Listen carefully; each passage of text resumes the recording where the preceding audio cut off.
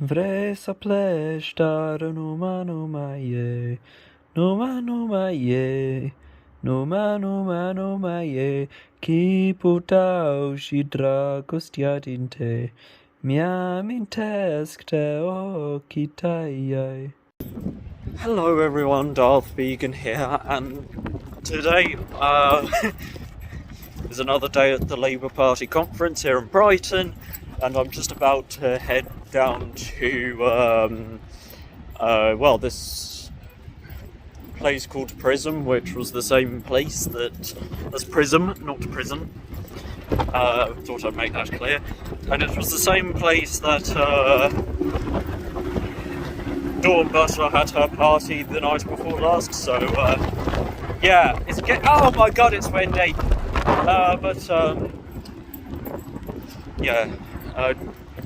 John McDonnell is there now, and at 11, Jeremy Corbyn will be showing up, which is why I'm heading down there. So, yeah, let's catch you there. There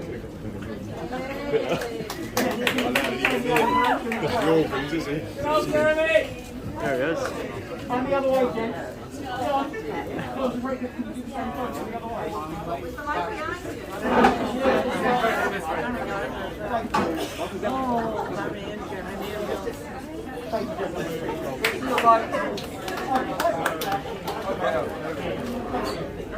Okay, people, so I'm in this room here, and got my lunch here, some sandwiches and some chips, and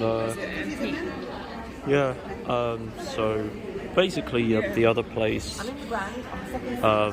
it was so crowded that I couldn't really film anything there, so hopefully I have better luck here. Basically it's Stop the War, and Jeremy will be speaking.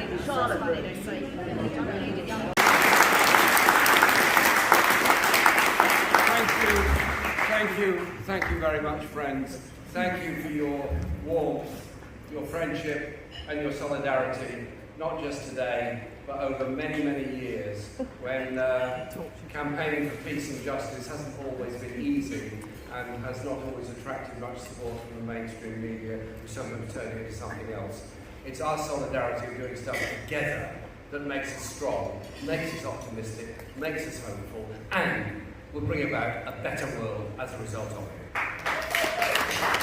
want to say thank you to all those on this platform for the role they played in the formation of the Stop the War Coalition 20 years ago. And I must say, when Chris Ninan called me up after the horrors of 9/11, and there were horrors, and there can be no apology whatsoever for it, it was evil and wrong what happened on 9/11, it was the response to it that was wrong. And he said, we're going to form this Stop the War Coalition. And I said, yeah, good idea.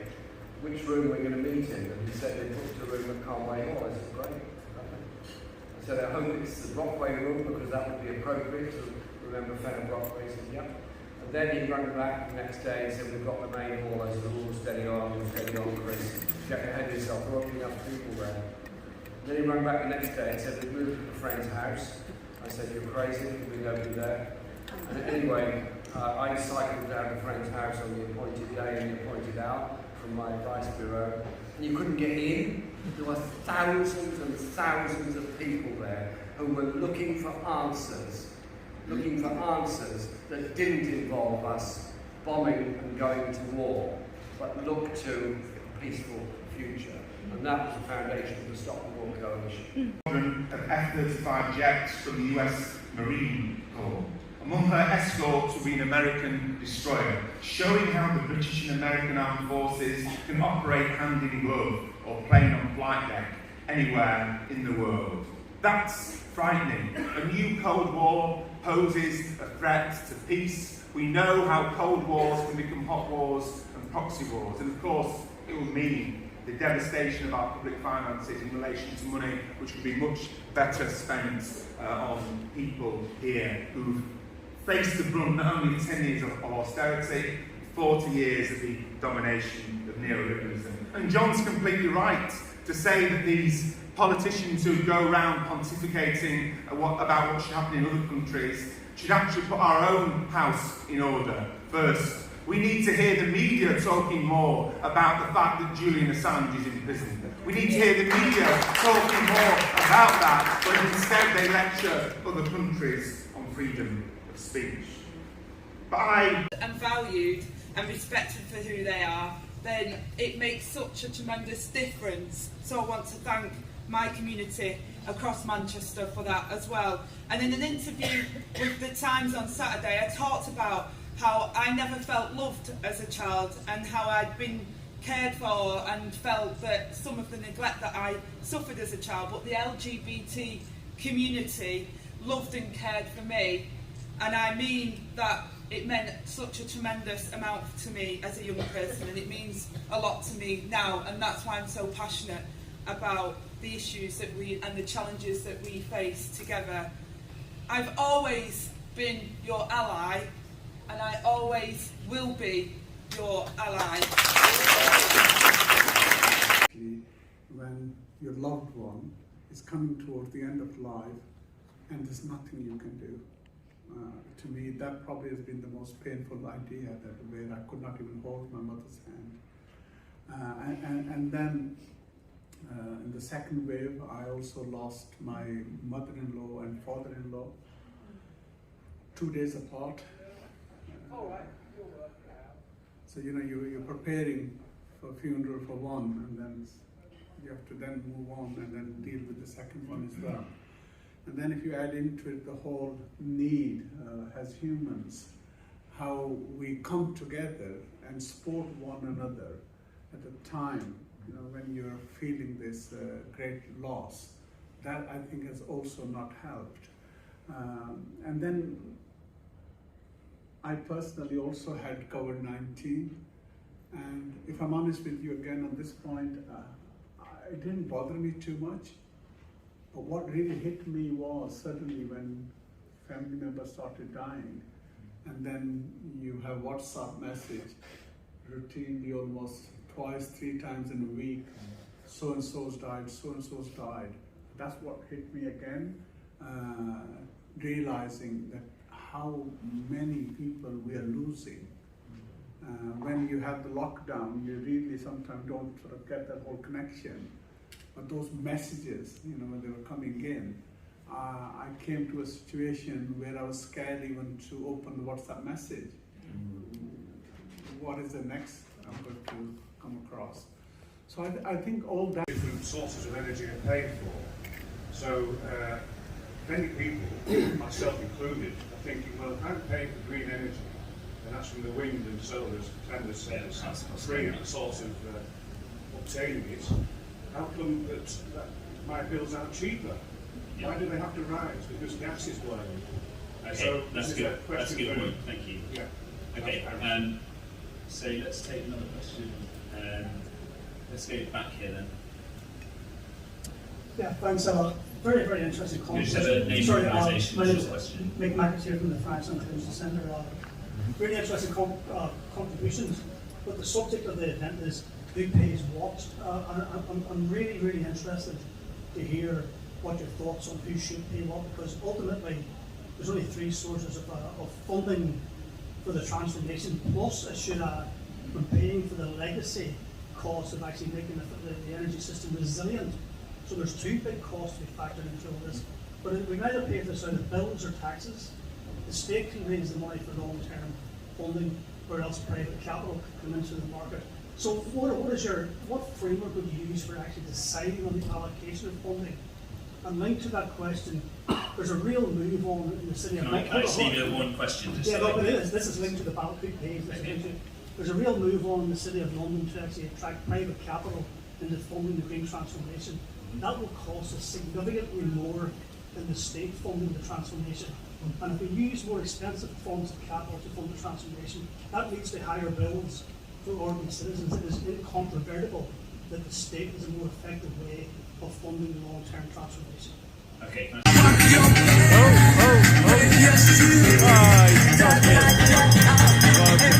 Yeah.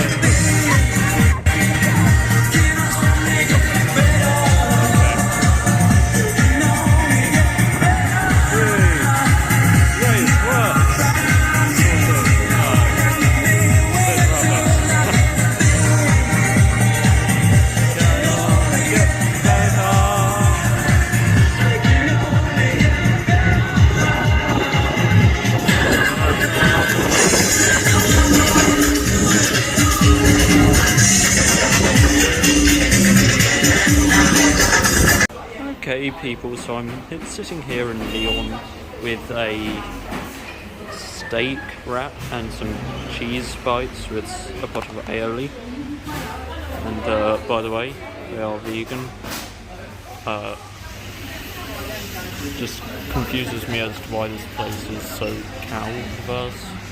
Oh wait, I need to zoom in more. See, it's vegan. So anyway, yeah, I'm sorry this hasn't been too interesting, I hope.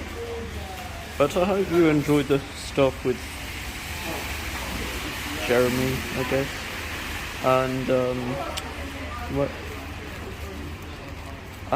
and then, Labour for Republic, but this time actually clashes with a quiz, so I don't know.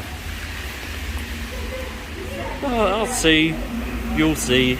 We'll see what I get up to. Party, and every single time there is a block vote on the right that vote against the members' interest, the members having a say. And as far as I'm concerned, whether you are inside the Labour Party or outside of the Labour Party, any attack on socialist ideas is a dangerous attack, because we do not want any single space where our politics should be represented to be closed down. So I am kind and I am forgiving on those people who have left the Labour Party, and I think we all should be. We can all understand when people have been treated so disgracefully by this party that they may wish to leave. I hope one day they come back and we will keep fighting for their interests as well. But our movement is about more than the Labour Party. We will continue to fight, but we must also fight in the workplaces, on the streets. We must fight this government any single place where they are trying to attack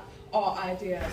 Thank you so much to CLPD. I bring our solidarity. We'll be going to the NEC to continue to fight for your interests. Thank you very much. If we're to defeat this Tory government, Yes. we have to defeat them on the principles of the way the society is run. Are we to transform into a more equal society, where there are decent quality public services, where there is a green industrial revolution, where there is job security, and yes, public ownership of mail, rail, water, energy, and the right of workers to take over failing companies. All of those very popular policies that were put in the 2019 manifesto. But that requires our movement to be democratic, to be inclusive, to be accountable, and above all, to recognise that with all the massive membership we've got in the unions, in communities, in the party, it's brimming with ideas, brimming with it. The first Prime Minister in 1923, what was his name? Correct. Yes. So, two bonus questions to the journalists. Clement Attlee won power by defeating Winston Churchill's Conservatives, but in what year?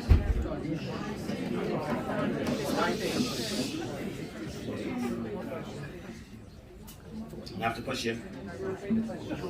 Repeat the question for us. Clement Attlee won power in what year? 1943. Incorrect. Who knows that? Okay, people, so as you can see, I'm wet through. It's torrential rain out there. And to keep it brief, I did go to the Republic conversation, and after the quiz that you saw, I didn't film anything, short on time. So anyway, as always, thank you for watching, and goodbye. Soon may the Wellerman come to bring us sugar and tea and rum. One day when the tonguing is done, we'll take our leave and go.